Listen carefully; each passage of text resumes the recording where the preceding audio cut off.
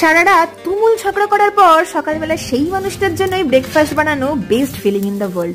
তোমরা আমাকে প্লিজ পাগল ভেবো না।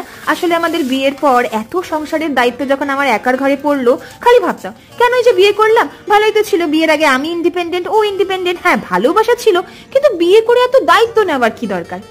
বাট ব্যাপারটা হলো একটু অন্য। বিয়ের আগে ঝগড়া হলেই ভাবতাম ওরে বাবা মতের অমিল, এই ছেলেটা ভালো হবে তো, একে বিয়ে করে সুখী হব তো, এত নানান রকমের থটস। তারপর যখন বিয়ে হলো, আজকাল একটা জিনিস খুব ভালো মতন বুঝেছি, এক ছাদের তলায় থাকলে ঝগড়া তো হবেই, মতের অমিল তো হবেই, কিন্তু যা কিছু হয়ে যাক এই মানুষটা কখনো আমাকে ছেড়ে যাবে না। এই যে ফরএভারনেসের এই ফিলিংটা আই থিঙ্ক বেস্ট ফিলিং। তারপর থেকে আমার মনে হয় সবার বিয়ে করা উচিত। সম্পর্কের মধ্যে ইগোটাকে একটু সাইড করে মাঝে মাঝে যদি নিজের দোষটা একটু মেনে নেওয়া হয়, তাহলে চারিদিকটা দেখবে খুব সুন্দর লাগছে। তোমাদের কি মনে হয় আমি ঠিক বললাম না ভুল? বরের পছন্দের বিটরুট ধোসাটা কেমন লাগলো টপ করে খেয়েও লাইক করতে ভুলো না।